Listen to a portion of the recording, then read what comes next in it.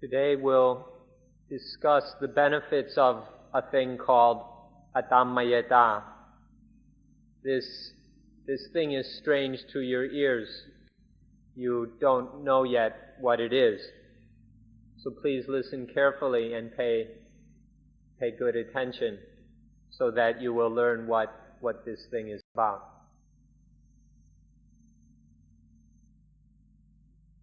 When we know this thing,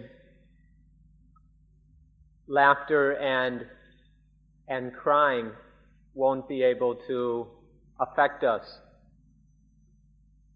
Laughter is something that we can do if it's necessary, but generally it's just a kind of lunacy. Crying is something we could do if we need to, but usually it's just a play or a show. These things need not disturb or touch the mind. They, in themselves, have their own conditions, their own causes. If we understand their causes, these actions, these activities can be produced. But still, they need not concern the mind itself. So we should understand the causes of these actions. Both laughter and crying are actions that depend on their own particular causes. The same is true with happiness and suffering. Happiness and suffering arise due to certain conditions, and without those conditions they don't occur.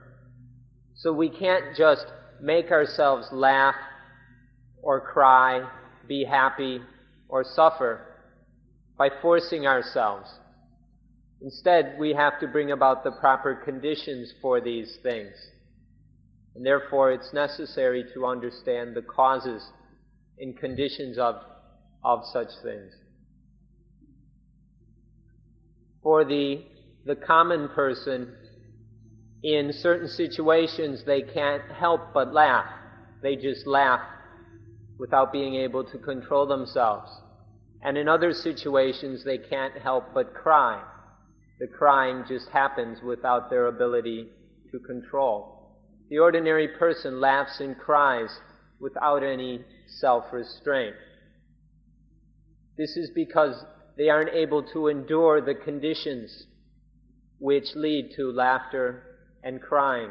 So when these conditions come about, they react without controlling themselves. But if we can restrain ourselves so that in laughable situations we refrain from laughing, and in crying situations we refrain from crying, if we can endure these conditions, if we can live through these conditions with this kind of restraint, and you understand what we mean here, then you'll know the meaning of the word Atammayata, or you'll understand the benefit of Atammayata. For the common person, when a certain kind of sense object comes by, they automatically laugh. And when another kind of object comes by, they automatically cry. These conditions automatically stir up, or naturally for them, stir up crying and laughter. And there's nothing we can do to help such people.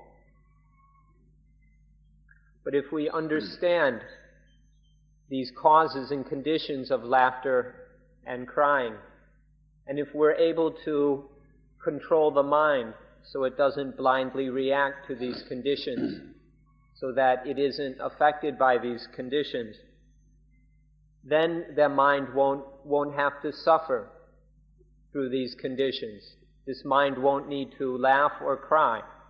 Instead, it will be cool, calm, and clear. This is a benefit that comes from this is the kind of knowledge we need to have. We need to have this kind of knowledge and then learn how to use it. If we have this correct sort of knowledge, then we'll be able to live through life without being affected or confused or disturbed by all these various conditions. To understand what we're talking about, you need to know the Pali word pajjaya, or in Thai pajjai. We can usually translate it as condition. Pajjaya means a condition or a factor that leads to, that causes the occurrence of another thing.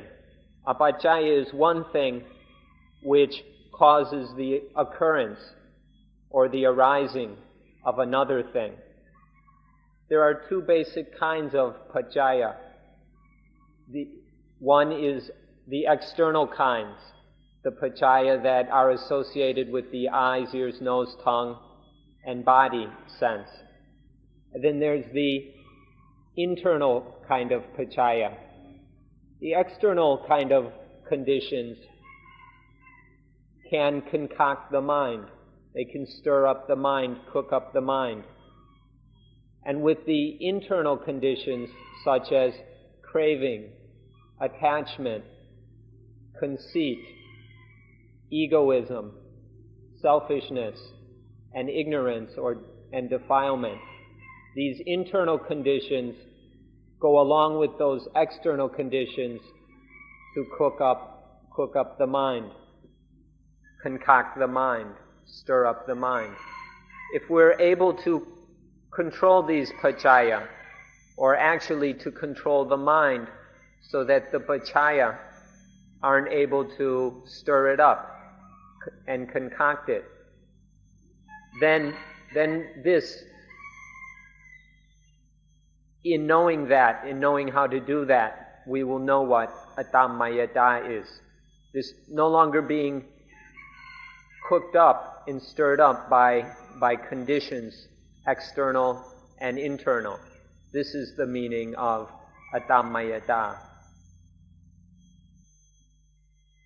So the meaning of the word Atammayata is the kind of knowledge where the mind won't be concocted by any more pajjaya ever again. Atammayata is the knowledge that to not be concocted, not be conditioned, not be cooked up by that pajjaya, that condition, ever again.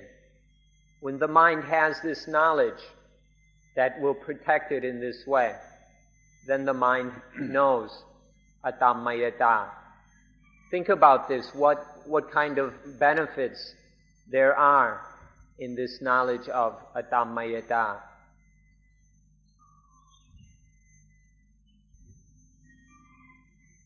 The ordinary life of just about everyone, even if we've studied at university, is a life that has no knowledge, no understanding of Atammayata. And so these ordinary common lives that don't know about Atammayata are always ready, are always able to be stirred up, to be concocted by any condition that comes by. This is the result of not understanding Atammayata. Even more weird than this is that not only does modern education lack the knowledge of Atammayata, in fact, because of modern education, there's more concocting, conditioning, and cooking up of the mind than ever before. Not only is Atammayata lacked, but its opposite is increasing. And for this reason, because there's no Atammayata and more and more of its opposite, there is much more suffering and pain in people's lives. Minds are always being concocted, in all kinds of strange and fascinating ways. And so if this continues, there's no way that people will be able to find peace through modern education.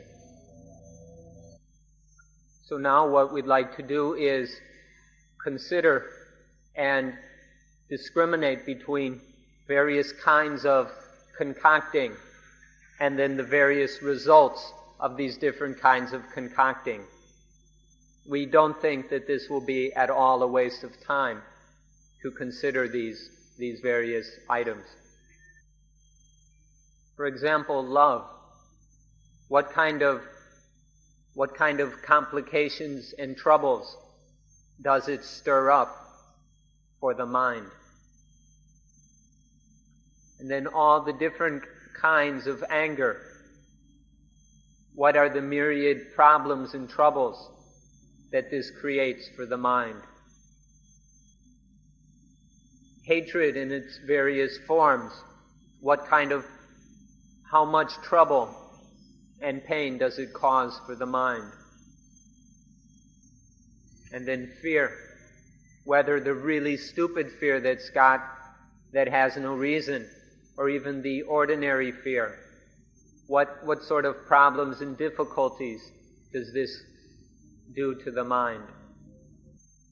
And then excitement, which is really funny how much people are interested in getting excited. They like to go watch sports and football and all kinds of things just to get excited. How much difficulty and trouble does excitement make for the mind? And then worries about things that haven't come yet. How much does this disturb the mind? And then longing for things, reminiscing about things that have passed away. Laying sleepless at night, crying about the things that we have lost. What kind of pain and suffering does this bring to the mind? And then what about envy? All the problems that are created because so many people are envious of others. All the trouble and strife and conflict that's caused by envy. What kind of hassles does this bring? And then ordinary possessiveness and worrying about things that we possess. And then that particular kind of jealous possessiveness like married people feel towards their spouses. What kind of trouble and conflict does this cause in the heart? And if we think back over all these examples that we've just listed, and all the troubles that each of them cause, all the disturbances and hassles they make for the heart and mind, if we were free of all of these things and their effects, then what kind of peacefulness, how much calmness and tranquility would there be in the heart? The thing that in various religions is called salvation. In Buddhism, the meaning of this word salvation is very simple. It means to be free from, to be saved from the torment of all these things that we have just mentioned. The kind of knowledge and cleverness that we gain through modern education isn't able to control or restrain these various things which trouble the mind. Not only that, modern education often makes us clever and skillful in ways that increase the damage that is done by these various things. We learn very clever ways of thinking, and then we think on and on and on, which stir up all these various concoctions of the mind. And so instead of living with just a bit of suffering, we live with a lot of suffering because we're so clever, we're so highly educated. And what about being wealthy, being rich, being successful in our work in accumulating wealth, so that now most of us are relatively rich, especially compared to the past. And all these riches, what good do they do us? Do they help us to control all these harmful concoctions? Do they help us to get free of suffering? It's impossible that all our wealth, that our riches will be able to save us from the pain and misery we inflict on ourselves with these various concoctions and their effects. You might think that if we're rich, then we can buy whatever we want. But where are you going to buy the means to quench dukkha? Where are you going to buy the knowledge that will allow you to free yourself from dukkha? In fact, all this wealth just creates more and more craving, more thirst and more hunger, which creates more and more dukkha in its wake. And all this wealth doesn't give us the means to free ourselves from that suffering. It just creates and increases it. So to pin our hopes on wealth, on riches, is a very foolish proposition. And then what about this thing called civilization, which for the world nowadays means merely material progress, material development. This so-called civilization, which is only concerned with increasing material pacaya, where can you find that it really helps to eliminate suffering? All this material progress, where can you find it actually ending suffering? If you actually look at it honestly, which should be very easy for all of you since you come from Europe and America and the so-called civilized countries, it should be very easy for you to see if it's actually eliminating or quenching any suffering, or if in fact it's merely causing more and more problems, more and more misery, more and more pain within our hearts and minds. This emphasis, this blind attachment to material progress, and at the same time ignoring the mind and the heart. Take a good look at it and see if you can actually find it doing anything besides causing more problems, more trouble for our minds. Back in the days when there wasn't all this civilization and progress, people used to kill each other quite a bit. Nowadays that we've got civilization, people are killing themselves quite a bit. You ought to think about this one. Back when there wasn't much civilization, there weren't many problems. There were problems, but people could find a way out, could find a way of dealing with the problems. But now that we're civilized, we've got so many problems, so many difficulties, and so much suffering that we can't find the way to cope with it all. And so, when we can't cope with it, the escape we choose is to kill ourselves. Just to be rich and have a lot of material possessions doesn't help us solve the problem. It just causes more hunger, more thirst, and increases our misery. And so we just kill ourselves. That's the only way that people find to deal with the situation. This is the gift of all this civilization and progress. The gift of this civilization is suicide. These people who commit suicide are spiritually crazy. They're spiritual lunatics. They kill themselves because they've got too much love, too much hate, too much lust, too much anger, too much fear, too much excitement, too much envy, too much jealousy, too much worry. They've got way too much of all these things. And so they're spiritually crazy. And they're so crazy that they get their satisfaction out of killing themselves. This cleverness and the smarts that we we honor so much nowadays. This is something that ends up getting crazier and crazier. This cleverness that's so important to people nowadays, this cleverness that they teach us in the schools and universities, is the kind that ends up crazy. It doesn't really have an outlet. It doesn't really lead anywhere.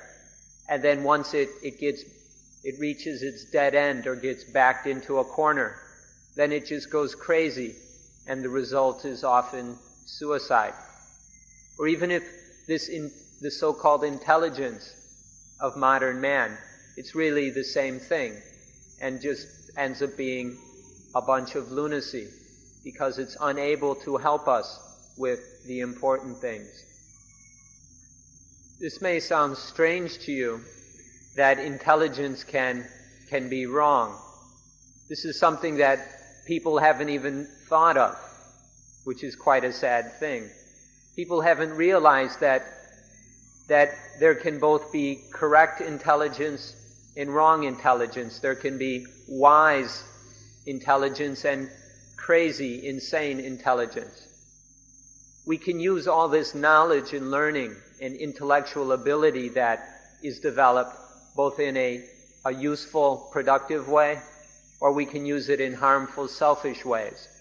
So you see very intelligent people who use their knowledge and intelligence to commit all kinds of crimes, to oppress other people, and do all kinds of disgusting things. Or intelligence can also be used to realize enlightenment, to become a perfected human being. Intelligence can go either way, correctly or ignorantly. So we should learn what kind of intelligence is correct and be particularly interested in that kind, and forget about all this intelligence which just makes us crazy, which just increases and multiplies all the various bhajaya, the various conditions which bring us suffering. Even the thing called religion is something that can go either way. Not very long ago, there were stories in the newspapers about a group, the Temple Church or something, where because of their beliefs and various conditions, they went and killed each other. Hundreds of them drank cyanide Kool-Aid and committed suicide. This is what happens with so-called intelligence. Even in the form of religion, this intelligence can go astray, can get further and further engrossed in things which just make us crazier and crazier. So even with the thing called religion, we need to be very careful to make sure it's a kind of intelligence that is of real benefit. Atammayata can help us to avoid this kind of intelligence which just makes us crazy. Let's go back to talk about civilization again. This civilization that we've got, it doesn't stop producing the conditions for suffering. It hasn't ended this proliferation of the causes of misery. Instead, it just creates more and more of them, manufacturing and producing more and more causes and conditions and bhajaya for pain, misery, and dukkha. So obviously we can't rely on this civilization. It's not going to help us to stop the conditions for dukkha, because it just creates more and more of them. So there's no way that we can depend on civilization. No matter if we get to the pinnacle, the highest level of civilization, no matter how high we go, we won't be able to enter the kingdom of God. The kingdom of God can't be reached by someone who is living on the highest levels of civilization. And the higher and higher it gets, the more impossible it is to realize the kingdom of God. Those of you who follow a religion that believes in a creator God of some sort, this civilization or this material progress that we have nowadays, there's no way that this civilization can bring us to a true experience of God. There's no way that we can realize the kingdom of God through all this material progress. And this is even more true for those religions that don't have such a thing as a creator God, for the evolutionist religions rather than theistic religions, the evolutionist religions like Buddhism. These, it's even more clear that this civilization, this material progress, won't help us to realize the supreme reward in life, the supreme goal. Instead, all this material progress just takes us further and further away from the purpose and meanings of our lives. So, when it comes to religious matters or spiritual matters, this civilization is just about worthless. In fact, it gets in our way more than anything else. You ought to know that the highest kind of person in Buddhism, the highest level of a person can reach in Buddhism, is that of the Arahant, the worthy one, or the perfected human being. The Arahant is a being whose mind cannot be touched or concocted by any conditions.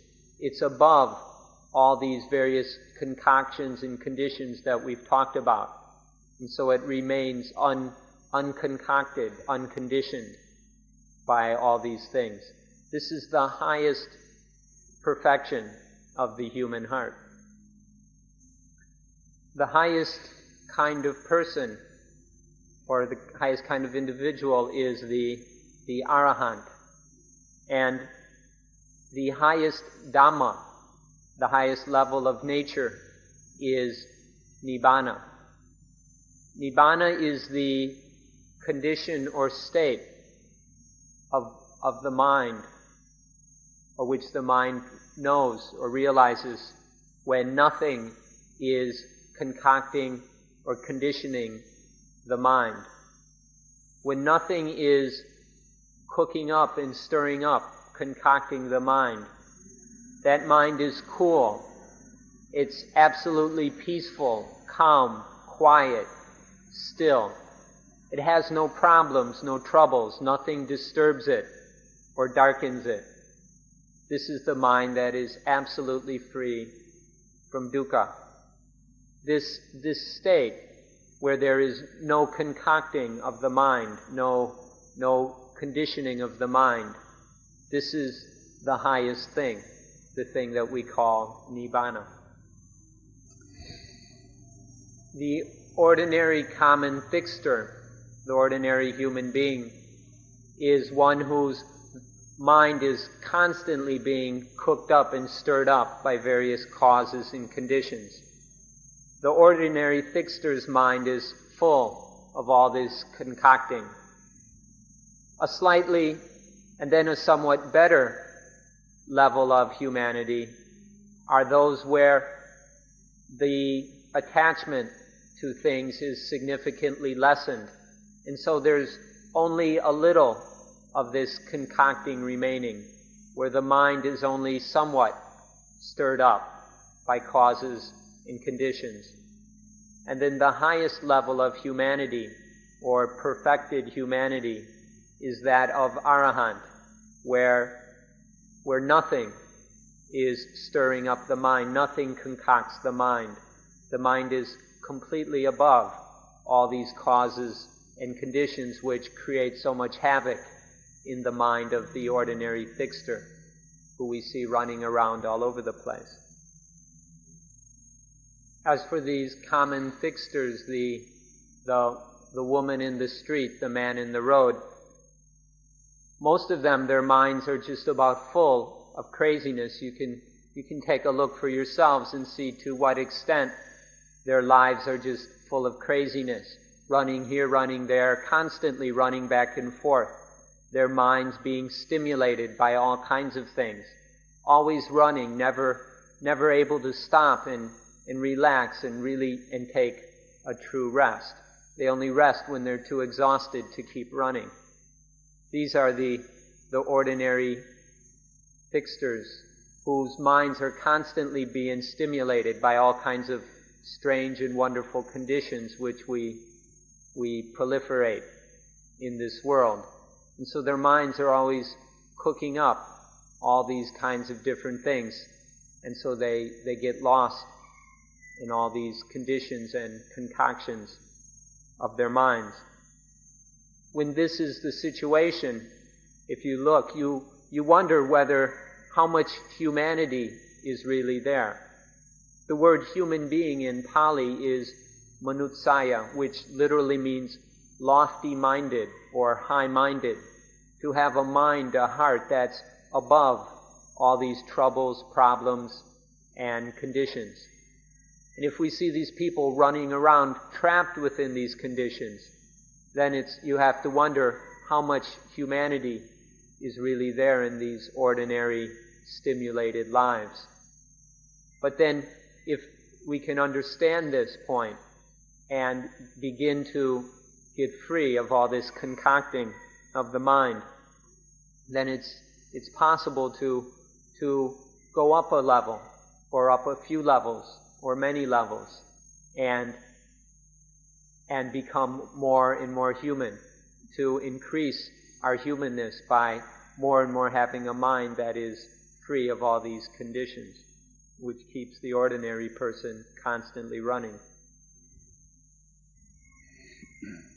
Now let's look at how this is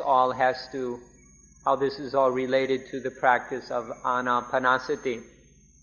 If you are successful in your practice of the first stage of anapanasati, that is the first 4 steps which are concerned with the body, where you study the breathing, the kinds of breathing, their effects on the body, and then learn to calm that breathing and calm the body thereby. In being successful at this, then we will develop quite a bit of mental power and a very high efficiency in our ability to raise the mind above all these, over the power of all these conditions, to concoct it. If we're successful in practicing just this first stage of mindfulness with breathing, the mind has quite a bit of ability and strength in which to climb out of all this conditioning and concocting. If we're successful in the second stage of anapanasati, that is the 4 steps concerned with the vedana, the feelings, then we'll be able to control all feelings so that they can no longer concoct the mind. These feelings are very important because normally when the mind makes contact with ordinary conditions, then it reacts to these with feelings, sometimes positive feelings, sometimes negative feelings, and other times in between or uncertain feelings. And because of the powers of these feelings, sometimes the mind becomes stupid in a positive way, and other times it's a negative kind of stupidity. But whatever these feelings are, always pulling the mind off into foolishness and into craving, attachment, and suffering. These feelings allow conditions to concoct the mind in very powerful ways. And if we don't understand this, then we'll always be a slave to these feelings and the conditions which lead to them. So this points to the importance of understanding the feelings and getting them under control, which is what we'll be able to do if we're successful in practicing the second stage of anapanasati. If we consider this in the most detailed way, on the most profound, the deepest, the most subtle level, then we will see that every problem that exists in this human world has the Vedana, the feelings, as their cause. All the problems that we human beings experience have Vedana at their root. This is because human beings have no ability to control these feelings, and so allow them to concoct the mind in all kinds of different ways, leading to all kinds of greed, anger, delusion, all kinds of selfishness and suffering. If we understand this point, if we look very carefully, then we'll see the imperative to understand the Vedana and be able to control them so they can no longer concoct the mind. If all of humanity were able to do so, if all human beings could control the Vedana, then all our problems would cease. Remember that when we use this word feelings, we don't mean the emotions. We're talking about the much more subtle mental activity that in Pali is known as Vedana. And these feelings, we ask that you remember, we beg, we plead that you remember this one sentence about the Vedana. If you can control the Vedana, you can control the whole universe. If you can control the Vedana, these feelings, you can control the entire universe. It's a short sentence. You ought to be able to remember it. Then one more sentence, but first let us assure you that we're not trying to tease you about your own religion or make fun of your God or whatever. But if we can control the Vedana, then we will be out from under the control of God. If we can control the Vedana, then we will be free of the control of God. We're not trying to make fun of anything, but this is a fact which you ought to know. Let's stress it. We're not trying to insult or make fun of or belittle or any God or any religion that believes in a God or any person who has such beliefs. We're not making fun of anything, but this is a truth, a fact, that we feel it's our duty to inform you. We're not making fun of anyone's beliefs. We're just trying to state the facts. Now we're all slaves to these feelings, these Vedana. We do all kinds of things in order to get the Vedana we like, that we want, and we do a whole bunch of other things trying to get rid of and avoid the Vedana that we don't like, that are unpleasant for us. Because the Vedana have the power to make us do so many different things, the fact that so much that our life is just a bunch of running after certain Vedana and running away from other Vedana, this shows very clearly that our lives are just slavery to these Vedana. The meaning of slavery here is that these feelings are able to concoct the mind. They have this power to concoct the mind, and we're unable to control it.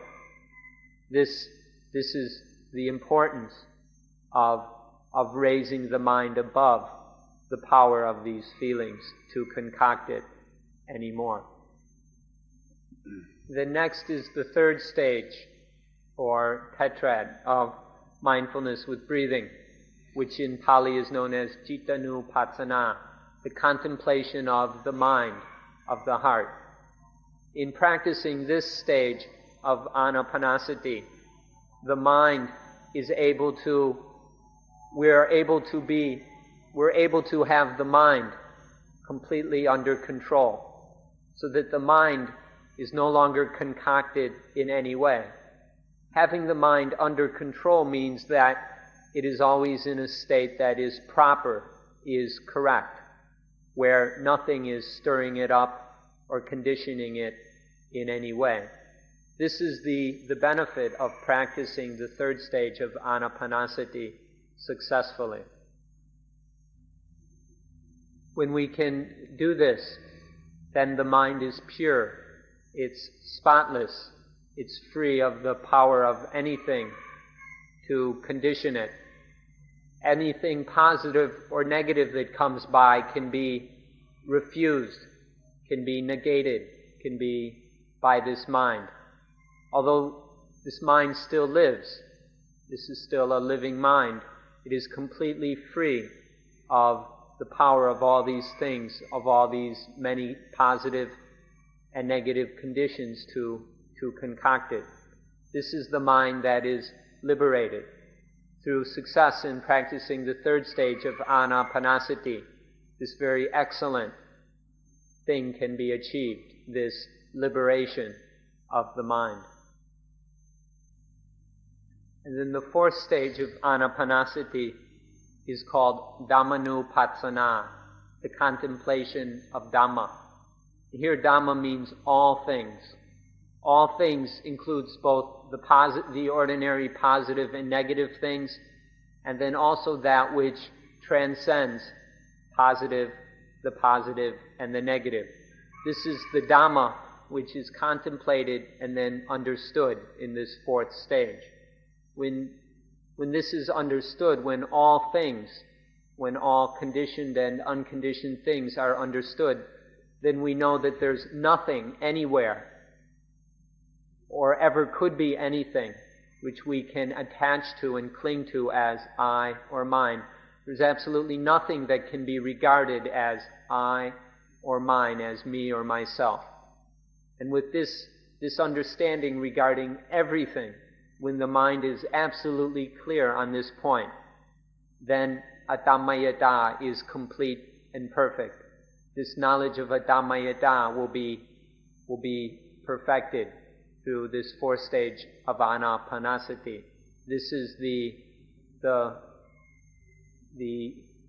specialness or the excellence of this stage of our practice. So in summary, all four stages of anapanasati are a tool for us to realize the completion, the perfection of Atammayata. These four stages of mindfulness with breathing practice will allow our mental life and our spiritual life to be completely free of the power of anything to concoct it.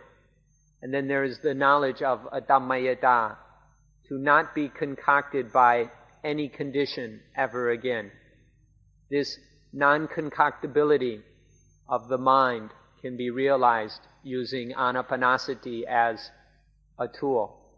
So this is the benefit of Atammayata, non-concoctability. And on this note, we ask that we end today's lecture.